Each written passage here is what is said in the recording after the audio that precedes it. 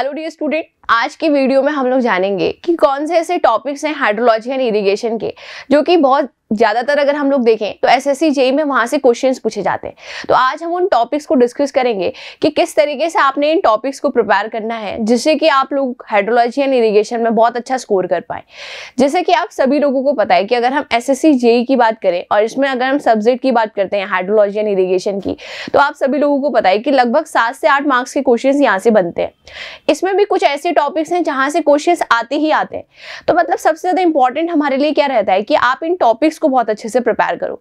तो जैसे कि आप देख भी पा रहे हो कि एसएससी जेईई में frequently asked topics hydrology and irrigation की हम लोग बेसिकली बात कर रहे हैं। तो देखो, अगर हम टॉपिक्स की बात करते हैं तो आप लोग देख पा रहे हैं कि टॉपिक्स में अगर हम बात करें तो सबसे पहला टॉपिक है, देखो, प्रेसिपिटेशन। अगर प्रेसिपिटेशन में अगर हम लोग बात करते हैं तो प्रेसिपिटेशन से जो आपके क्वेश्चन अभी तक आपने देखे कि 2024 तक अगर हम लोग प्रीवियस ईयर का हम लोग एनालिसिस करें, मतलब 23 तक जितने भी एग्जाम हुए हैं एसएससी जेईई के, ठीक है, उसमें आप देखोगे तो प्रेसिपिटेशन टॉपिक से बहुत बार क्वेश्चंस आप लोगों का पूछा गया है। अब आप देखें कि अगर प्रेसिपिटेशन की हम बात करें तो इसमें कहाँ से क्वेश्चंस बनते हैं। तो देखो, अगर इसमें अगर हम बात करें तो फॉर्म से आपके क्वेश्चन बनते हैं। जब हम लोग फॉर्म्स ऑफ प्रेसिपिटेशन की बात करते हैं, चाहे फिर इसमें हम लोग रेनफॉल की बात कर लें, ड्रिजल की बात कर लें, स्लीट की बात कर लें, तो वहां से एक क्वेश्चन आपका बनता ही बनता है। साथ ही साथ नेक्स्ट अगर टॉपिक की मैं यहाँ से बात करूं तो आप लोगों के क्वेश्चन बन जाते हैं टाइप्स ऑफ प्रेसिपिटेशन से। किससे बन जाते हैं? टाइप्स ऑफ प्रेसिपिटेशन से आपका क्वेश्चन बन जाता है। साथ ही साथ यहाँ से जो सबसे ज्यादा क्वेश्चन आपका बनता है वो आपका बनता है रेन गेजेस से। आप देखोगे प्रीवियस ईयर एनालिसिस को आप देखोगे या प्रीवियस ईयर पेपर्स को अगर आप देखोगे तो आप देखोगे रेन गेजेस से, जिसमें कि नॉन रिकॉर्डिंग रेन गेज से बहुत बार क्वेश्चन आपसे बनता है और रिकॉर्डिंग टाइप रेन गेज से आप लोगों से क्वेश्चन पूछता है। आपने देखा होगा कि साइमंस रेन गेज कितनी बार फ्रिक्वेंटली ये क्वेश्चन पूछा गया है, ठीक है। उसमें अगर हम बात करते हैं कि फनल का कलेक्टिंग डायमीटर क्या होता है, वो ये क्वेश्चन कितनी बार रिपीट हुआ है। तो देखो, एग्जाम के लिए क्या है कि स्मार्ट वर्क बहुत ज्यादा इंपॉर्टेंट है। हार्ड वर्क हम कर रहे हैं लेकिन हम ये जान नहीं पा रहे हैं कि कौन से टॉपिक से आपसे क्वेश्चंस पूछ रहा है। तो कहीं ना कहीं आप क्या कर रहे हैं कि अपनी जो आपकी चल रही है पढ़ाई उसमें कुछ ना कुछ कमी चल रही है। अगर आप इस चीज को नहीं जान पा रहे हैं कि कहाँ से बेसिकली क्वेश्चंस पूछे जा रहे हैं, तो आप देखोगे, देखो, टाइप्स हो गया, रेन गेजेस से बहुत बार क्वेश्चंस पूछे गए। साथ ही साथ optimum number of rain gauges के अंदर ही अगर हम बात करें तो optimum number of rain gauges का एक छोटा सा फॉर्मूला है, उससे क्वेश्चन आ जाता है, ठीक है। तो छोटे मोटे फॉर्मूला तो आपने ध्यान रखना ही है। साथ ही साथ यहाँ पर अगर बात करें प्रेसिपिटेशन की तो हम कहते हैं कि आपका जो बेसिकली क्वेश्चन बनता है वो प्रेजेंटेशन ऑफ रेनफॉल डेटा से भी बनता है। प्रेजेंटेशन ऑफ रेनफॉल डेटा में आप देखोगे कि उसमें हमारा हीटोग्राफ हो गया, मास कर्व हो गया, डबल मास कर्व हो गया, डीएडी कर्व हो गया, ये सारे क्वेश्चंस आपके फॉर्म हो जाते हैं, ठीक है। तो यहां से अगर हम बात करें कि प्रेसिपिटेशन में आपने किस चीज को ज्यादा फोकस करना है, तो ये सारे पॉइंट्स को आपने फोकस करना है। और जिसमें कि सबसे ज्यादा अगर मैं कहूं कि इसमें कहां से क्वेश्चन बनता है तो आपका रेन गेजेस से बनता है, जिसमें कि नॉन रिकॉर्डिंग रेन गेज के बारे में बहुत बार क्वेश्चन पूछा गया है। नेक्स्ट देखो, अगर हम बात करते हैं नेक्स्ट टॉपिक की तो factors affecting evaporation. Factors affecting evaporation में आप देखोगे कि आपका टेम्परेचर का क्या इफेक्ट पड़ता है, ह्यूमिडिटी का क्या इफेक्ट पड़ता है इवेपोरेशन में। साथ ही साथ अगर हम सॉल्युबल सॉल्ट्स मिले हुए हैं तो इवेपोरेशन का क्या इफेक्ट पड़ता है। इवेपोरेशन को मेजर कैसे करते हैं, देखो, मेजरिंग डिवाइस तो इतना इंपॉर्टेंट है। हाइड्रोलॉजी का सबसे ज्यादा इंपॉर्टेंट टॉपिक है ये कि किसको किस में मापते हैं, ठीक है, किसको किस में मापते हैं। आपने देखा होगा कि आप लोगों से इतनी बार ये क्वेश्चन पूछा गया है कि इवेपोरेशन को किस में मेजर करते हैं, इवेपोट्रांसपिरेशन को किस में मेजर करते हैं। आधे से ज्यादा स्टूडेंट तो यही गलत कर रहे हैं। इवेपोट्रांसपिरेशन में पैन मार्क करके आते हैं, इवेपोरेशन आता है तो लेसीमीटर मार्क करके आते हैं। तो सही क्या है कि इवेपोट्रांसपिरेशन को लेसीमीटर में मापते हैं आप, और इवेपोरेशन की अगर हम बात करें तो पैन या इवेपोरीमीटर, इसके हम लोग बात करते हैं। तो ये सारी चीजें इंपॉर्टेंट है। साथ ही साथ हम पैन को यूज करते हैं तो आपसे एक क्वेश्चन बन जाता है कि लेक इवेपोरेशन बता दो, तो आपको पता है कि सीपी इंटू पैन इवेपोरेशन कर दोगे तो लेक इवेपोरेशन आ जाएगा। ज्यादा से ज्यादा पूछ लेगा आपसे कि कंट्रोल किससे करते हैं, अगर इवेपोरेशन हो रहा है तो कंट्रोल किससे करते हैं। तो आप सभी लोगों को पता है कैसे करते हैं, एसिटिल अल्कोहल, स्टाइरिल अल्कोहल हमारे पास है, या तो हम क्या करें, जो बॉडी है उसकी डेप्थ को बढ़ा दें, ये सारी चीजें बेसिकली, ठीक है। तो यहाँ से इस तरीके से क्वेश्चन आपका बनता है। नेक्स्ट देखो, अगर हम बात करते हैं phi index and W index, very very important. Phi index और डब्ल्यू इंडेक्स, इन क्वेश्चंस में तो क्या है कि जनरली मैं अगर ये मानूं कि 70 to 80% स्टूडेंट गलत कर ले जाते हैं इन क्वेश्चंस को, तो देखो इनका बेसिक कंसेप्ट आप जानो कि फाई इंडेक्स को कैसे कैलकुलेट करते हैं, डब्ल्यू इंडेक्स को कैसे कैलकुलेट करते हैं। आप देखते हो फाई इंडेक्स की वैल्यू हमेशा ग्रेटर आती है as compare to W index से, ठीक है। तो किस तरीके से होता है, एक बार अगर आपने प्रोसीजर जान लिया, कंसेप्ट पकड़ लिया, तो फिर मुझे नहीं लगता कि कोई सा भी क्वेश्चन आपके सामने आ जाए आप गलत करोगे, डेफिनेटली सही करोगे, ठीक है। तो इस टॉपिक को अच्छे से प्रिपेयर कर लो आप। नेक्स्ट देखो हाइड्रोग्राफ। हाइड्रोग्राफ से देखो क्वेश्चन बनने के चांसेस रहते हैं, जहां से अगर हम लोग बात करते हैं कि डीआरएच, डायरेक्ट रन ऑफ हाइड्रोग्राफ के बारे में कोई क्वेश्चन दे देंगे आपको पता है बेसिकली दो केसेस इसमें बनते हैं, ठीक है। एक तो ऑर्डिनेट वाला केसेस बन जाता है, एक ट्रायंगुलर फॉर्म वाला केस बन जाता है, तो डीआरएच का क्वेश्चन बन जाता है। साथ ही साथ अगर हम बात करें यूनिट हाइड्रोग्राफ, यूनिट हाइड्रोग्राफ से आपसे ये क्वेश्चन बहुत बार पूछा गया है, फ्रिक्वेंटली पूछा गया है कि अगर हम यूनिट हाइड्रोग्राफ की बात करें तो ये आपके कितने ज़्यादा अगर एरिया हो जाता है उसके लिए ये रिजल्ट अच्छे नहीं देता है, या किससे कम एरिया हो जाता है तो रिजल्ट हमें अच्छे देखने को नहीं मिलते। तो ये सब आपने प्रिपेयर करना है। तो यहाँ से आपका हाइड्रोग्राफ वाला जो टॉपिक है वो प्रिपेयर हो जाएगा, ठीक। आगे देखो नेक्स्ट हम लोग बात करते हैं इरिगेशन टाइप्स एंड टेक्निक्स। जैसे कि हाइड्रोलॉजी में इतना प्रिपेयर कर लिया, मोर देन सफिशिएंट है। ज्यादा से ज्यादा आप Dickens formula, Ryves formula, flood routing के जो ये फॉर्मूलाज हैं, ठीक है, उसको आप लर्न कर लो, क्योंकि एक क्वेश्चन वहां से आता ही आता है, मतलब, ठीक है। अब नेक्स्ट देखो इरिगेशन में हम बात करते हैं इरिगेशन के टाइप्स एंड टेक्निक्स। ध्यान रखना इरिगेशन में जो चार्ट है, जिसमें टाइप्स ऑफ इरिगेशन में आपको इतनी बार मैंने आपको कराया है कि टाइप्स ऑफ इरिगेशन में हम लोग बात करते हैं सरफेस इरिगेशन, सब सरफेस इरिगेशन, सरफेस में बात करते हैं flow irrigation, lift irrigation, flow में बात करते हैं आप पेरिनियल इनंडेशन, ठीक है। पेरिनियल इरिगेशन में आप बात करते हैं स्टोरेज इरिगेशन, डायरेक्ट इरिगेशन। यहाँ से एक सिंगल क्वेश्चन आपसे बन जाता है। और टेक्निक्स तो इतनी इंपॉर्टेंट है कि कभी स्प्रिंकलर इरिगेशन से उठा के क्वेश्चन पूछे जाएंगे आपसे, या फिर ड्रिप इरिगेशन से पूछे जाएंगे, या फिर आपसे फरो इरिगेशन से पूछे जाएंगे। बात समझ रहे हैं? तो मतलब टेक्निक्स तो हर एक टेक्निक्स हमें आनी चाहिए कि ऑर्चार्ड्स के लिए कौन सी फ्लडिंग यूज होती है, ड्रिप इरिगेशन को कहाँ पे यूज करते हैं, स्प्रिंकलर इरिगेशन का क्या काम है, ठीक है, ये सारी चीजें। नेक्स्ट यहाँ से जो इंपॉर्टेंट टॉपिक आता है आपका वो है क्वालिटी ऑफ इरिगेशन वाटर।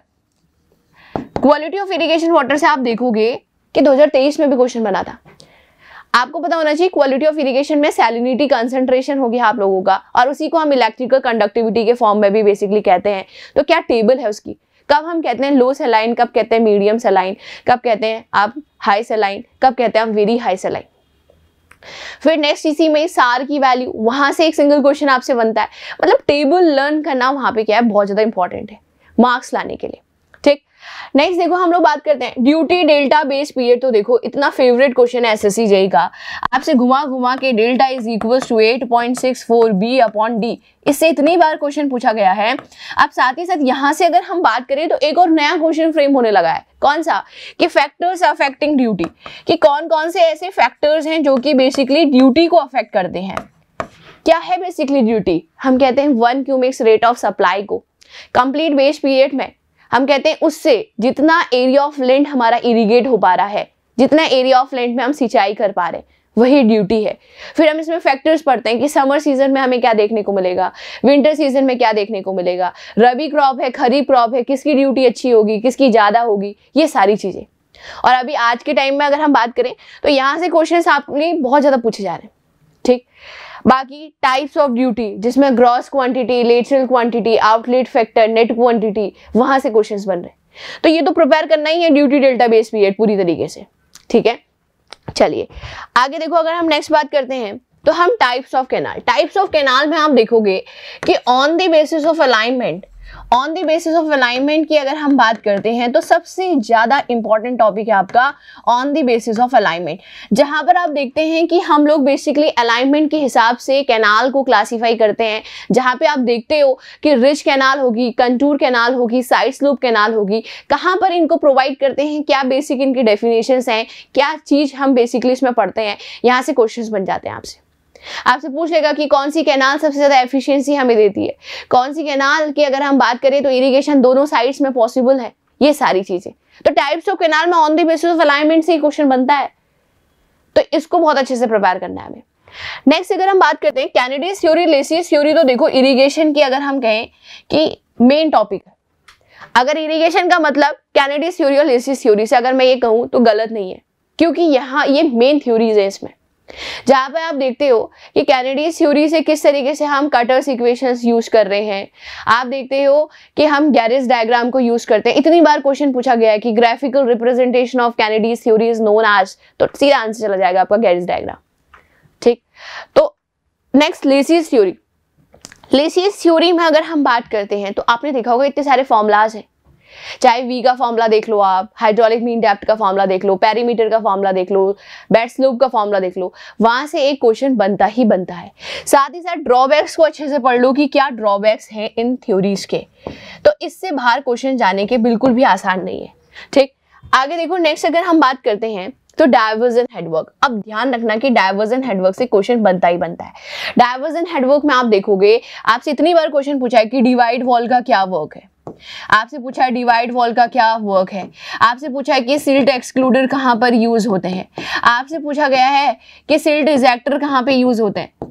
ठीक है, आपसे पूछा है सिल्ट इजेक्टर्स कहां पे यूज होते हैं, ये सारे क्वेश्चन। फिर स्लेडर का क्या यूज होता है, वहां पे कितनी वेलोसिटी हम मेंटेन करके रखते हैं, ये सब क्या है फ्रिक्वेंटली पूछे गए क्वेश्चन है।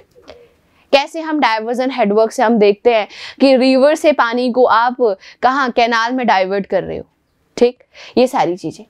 नेक्स्ट देखो जो इंपॉर्टेंट टॉपिक है हमारे पास वो है डैम स्पिलवे। आपसे पूछ लेगा कि कौन सा, अगर हम बात करें डैम की बात करें तो ग्रेविटी डैम्स की आपसे पूछ लेंगे क्वेश्चन। आपसे पूछा जाएगा कि ग्रेविटी डैम में अगर हम ओवरटर्निंग फेलियर देख रहे हैं, ठीक है, फेलियर से बेसिकली यहाँ से क्वेश्चंस बनते हैं।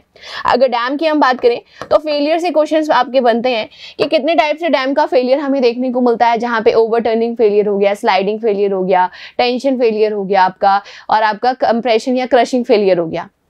वहां से क्वेश्चन बन जाएगा आपसे कि ओवरटर्निंग में फैक्टर ऑफ सेफ्टी कितना लेकर हम लोग चलते हैं। आपसे पूछ लिया जाएगा कि कौन कौन से फोर्सेस बेसिकली रिस्पॉन्सिबल हैं ग्रेविटी डैम की, अगर हम बात करते हैं वहां से आपसे क्वेश्चंस बनता है। ठीक है, आपसे पूछ लिया जाएगा कि अगर अर्थक्वेक फोर्स का अगर हम बात करें तो कहाँ पर कितनी डिस्टेंस पे आपका एक्ट करता है, ये सारी चीजें। तो आप देख पा रहे हो कि डैम की अगर हम बात करें तो ये सारे क्वेश्चंस बनते हैं। स्पिलवे की बात करें तो स्पिलवे में तो आपसे टाइप से क्वेश्चन बन जाते हैं कि जो हमारे पास टाइप्स ऑफ स्पिलवे है, जिसमें हम ओगी स्पिलवे की बात करते हैं, जिसमें हम साफ्ट स्पिलवे की बात करते हैं। आपसे क्वेश्चन पूछ लिया जाएगा कौन सा ग्रेविटी डैम में यूज किया जाता है, कौन सा अर्दन डैम के लिए लीस्ट सुटेबल है। अगर हमारे पास आपके पास टोपोग्राफी है, ठीक है, तो हम कौन से को यूज कर लेते हैं। तो ये टाइप से बेसिकली स्पिलवे से आपसे क्वेश्चन पूछा जाता है। अब एक नया टॉपिक और ऐड हो चुका है आप लोगों का, जिसमें कि रिवर ट्रेनिंग। अब रिवर ट्रेनिंग से भी क्वेश्चंस बनते हैं। देखो कि ग्राइंस क्या होते हैं आपके, ठीक है, मिंडरिंग क्या होती है आपकी, ठीक है, टॉर्टुसिटी क्या होती है आपकी, ये सारे क्वेश्चंस। और यहीं पर आप देखोगे कि एक मिसलेनियस टॉपिक हमें और देखने को मिलता है। जहां पर हम मिसलेनियस टॉपिक की बात करते हैं तो हम कहते हैं इस मिसलेनियस टॉपिक से आपकी क्वेश्चन बनता है सेंसिटिविटी क्या होती है आपकी, फ्लेक्सिबिलिटी क्या होती है आपकी। ठीक है, आपसे क्वेश्चन बनता है सेंसिटिविटी क्या होती है, फ्लेक्सिबिलिटी क्या होती है। और अगर हम मॉड्यूलर आउटलेट्स की बात करते हैं तो कौन कौन से हमारे पास मॉड्यूलर आउटलेट्स होते हैं, गिब्स मॉड्यूल किस टाइप का मॉड्यूल में आता है। ठीक है, इस तरीके से क्वेश्चंस आपके फ्रेम होते हैं।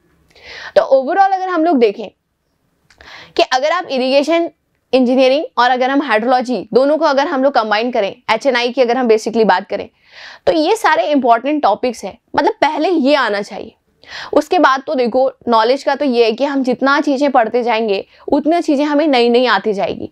बट एग्जाम को टारगेट करने के लिए हमारे लिए जो सबसे ज्यादा इंपॉर्टेंट है वो है कि जो इंपॉर्टेंट टॉपिक्स है पहले उसको फोकस करें। अगर इंपॉर्टेंट टॉपिक्स में आपकी कमांड बन गई तो फिर चाहे आप जहां से पढ़ना चाहो वहां से पढ़ लो। लेकिन बात क्या है कि स्टूडेंट जो इंपॉर्टेंट टॉपिक होते हैं उनको ही नहीं सोचते, वो सोचते हैं कि नहीं थोड़ा और पढ़ते हैं, थोड़ा कहीं और से पढ़ लेते हैं। तो इससे क्या होता है कि आप कमांड नहीं बना पा रहे हैं उस सब्जेक्ट में जो एक्चुअल में एग्जाम की डिमांड है। क्योंकि देखो नॉलेज की अगर हम बात करेंगे तो आप देखोगे कि इरिगेशन इंजीनियरिंग अगर हम पढ़ने के लिए बैठे हैं प्रॉपर ढंग से तो इतनी मोटी तो बुक ही है इनकी, तो फिर तो हम सारी बुक को आराम से पढ़ते रहेंगे। तो आप ये मानो कि 6 महीने साल भर तक भी हम पूरी बुक को अच्छे से नहीं पढ़ पाएंगे। लेकिन बात ये आती है कि जो एग्जाम की रिक्वायरमेंट है, जो एग्जाम की नीड है, उसमें कितना आप कर पा रहे हो, उस नीड को आप किस तरीके से फुलफिल कर पा रहे हो। और अगर आप फुलफिल कर पा रहे हो तो डेफिनेटली आपका स्कोर अच्छा जाएगा, और आपका स्कोर अच्छा जाएगा तो फिर सिलेक्शन से कौन रोक सकता है। तो बात यह है कि हमारे पास सिविल इंजीनियरिंग में इतने सारे सब्जेक्ट्स हैं, तो सबसे तो इंपॉर्टेंट है कि उन टॉपिक्स को हम लोग देखें जहां से मैक्सिमम क्वेश्चंस पूछे जा रहे हैं। और एक बार वो प्रिपेयर हो गया फिर आप कुछ एडिशनल भी आप पढ़ सकते हैं। देखो एडिशनल पढ़ने में कुछ मना नहीं है बेसिकली, बट बात ये है कि पहले इसमें तो कमांड बना ले, इसमें अपनी एक्यूरेसी आप अच्छी कर लो। आप देखोगे एग्जाम टाइम में ड्यूटी डेल्टा बेस पीरियड का रिलेशन पता नहीं कितने सालों से पूछ रहा है, लेकिन एग्जाम टाइम में आप इतने प्रेशर में हो कि आप उसी क्वेश्चन के आंसर को गलत कर रहे हैं। बात समझो आप कि जो हमें पता है कि आएगा वो भी गलत हो रहा है, तो फिर कुछ नया पढ़ के तो मुझे नहीं लगता कि कुछ फायदा है। बेटर क्या है कि जितना हम लोग कवर कर रहे हैं उसको ही बहुत अच्छे से प्रिपेयर कर लें कि उसमें ही गलती ना हो। क्योंकि आपने देखा होगा कि जब आप एग्जाम दे के आते हो तो आपको वो नहीं पता होता है कि जो नहीं आया आपको वो पता होता है जो आप गलत करके आ गए। तो बात यह है कि जो नहीं आ रहा है उसमें तो हम फोकस करें तो फिर तो फायदा नहीं है। वो जो है नहीं आ रहा है तो नहीं आ रहा है, बट बात यह है कि जो आ रहा है उसको भी गलत करके आ रहे हैं। तो मेन फोकस रखो रिवीजन में, और जितना पढ़ो अच्छे से पढ़ो और उसी को आप बार बार रिवाइज करो। ठीक है, तो इसी उम्मीद के साथ हम इस वीडियो को एंड करते हैं, और आने वाले टाइम में और भी सब्जेक्ट्स की आपको वीडियो देखने को जरूर मिलेगी। चलिए, thank you so much and all the very best. Thank you. If you really like the video, please hit the like button, share the video, subscribe to our YouTube channel and press the bell icon for the latest updates. Thank you.